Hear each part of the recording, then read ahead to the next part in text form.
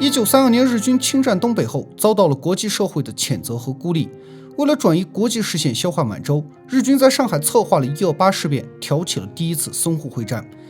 经过多方搜集，我终于找到了1932年拍摄的3部珍贵纪录片，分别是日军拍的《上海事变》、欧洲记者拍的《上海围城战》，以及中国导演黎明伟拍的《19路军抗日战史》。这中国目前现存的唯一一部战地纪录片，3个完全不同的视角，真实全面地还原了那段可歌可泣的抗战史。1月18号，日军借着日森事件挑起冲突后，便以保护侨民的名义，不断地往上海调兵遣将，增派军舰、枪支弹药、汽油战车等军事物资陆续到上海。30架崭新的920战斗机正在安装机翼，进行最后的飞行调试。9辆890中型坦克也全部准备就绪。相比之下，工业薄弱的中国没有飞机和坦克，士兵们配备的多为广东造的790步枪，以及少量汉阳造的轻机枪。说难听点，就是一身的破铜烂铁。因此，日军狂妄地叫嚣着4天便能拿下上海。而在之后的1个多月里，日军4翼齐帅，先后增兵到7万余人，却依然寸步难进。这块怎么也啃不动的硬骨头，就是大名鼎鼎的粤系铁军19路军。铁军的称号不是哪个领导颁发的，而是他们一场场硬仗打出来的。早在北伐时期，这2万多个广东子弟便跟着孙中山南征北战，可谓是打遍天下无敌手。后来粤军从地方军升级成御林军，被调去京沪驻防。军长蔡廷锴性情刚烈，尽管蒋介石多次令他忍辱后撤，但蔡廷锴说了，我不想当第2个张学良。随后他命全体士兵开沟挖壕，做好血战到底的准备。眼见战事来临，日本侨民纷纷乘船回国避难，其余留下来的则帮着日军运送沙包，修筑战壕。中国老百姓听闻后预感大事不妙，也赶紧带上值钱的东西举家逃离。稍微有点关系有点钱的逃到了法租界、英租界，或是运气好挤上了英国商船，但更多的是站在码头边茫然无措的贫苦百姓，是拉着一车孩子不知逃往何方的老父亲。而租界里的西方列强全副武装，用铁丝网封锁了主要街道。法国军队派出坦克全天巡逻，意大利军队在沙袋堆砌的战壕前严阵以待。不过西方列强的军事震慑并未吓退日军的进攻。1月28号深夜，2300个日军率先发起偷袭。别看人不多，每股小队都有辆坦克在前面开路。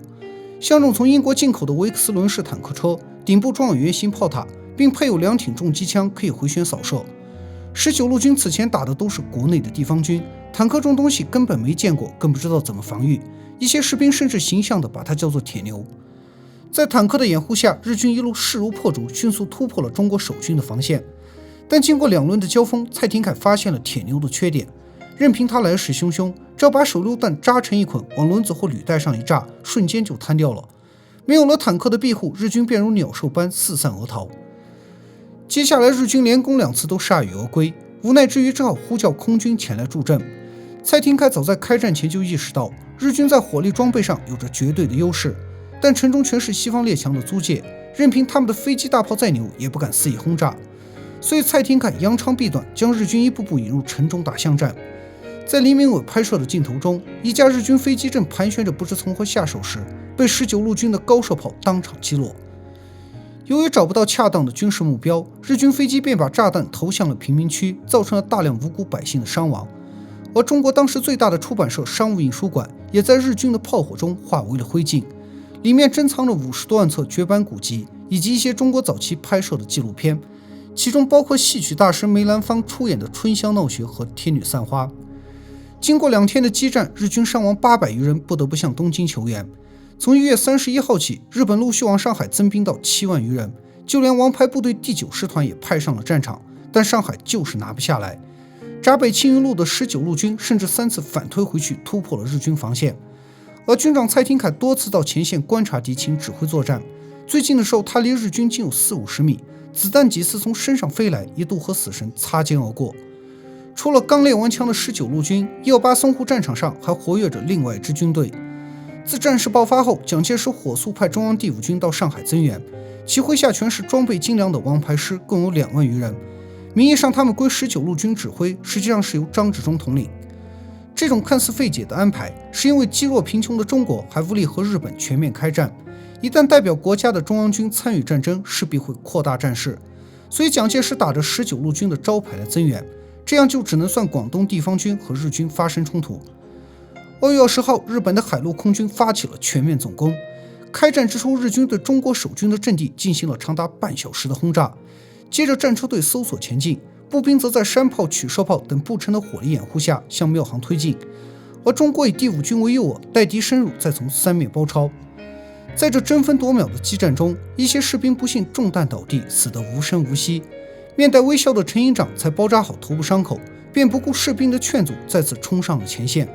当镜头跟上去时，他已经倒地阵亡了。没有电视剧中夸张的动作，也来不及喊什么壮怀激烈，这背带斗笠的广东子弟只是默默地战斗到最后一刻。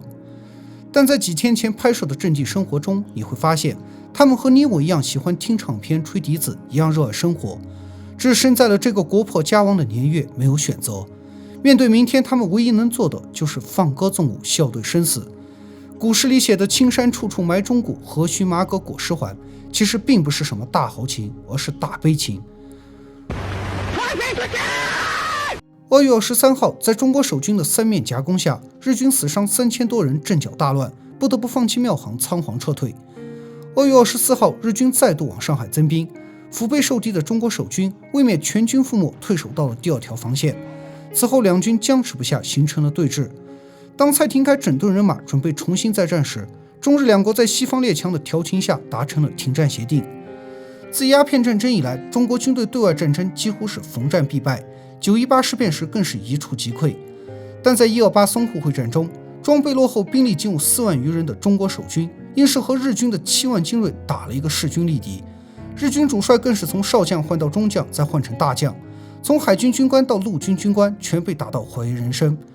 而蔡廷锴一战封神，英国在百科全书中称赞他以少敌多，以弱胜强，阻击优势日军达数月之久，堪称世界名将。1933年，蔡廷锴因不愿打内战，发动了福建事变，被蒋介石击败后流亡海外，可叹他一腔热血却报国无门。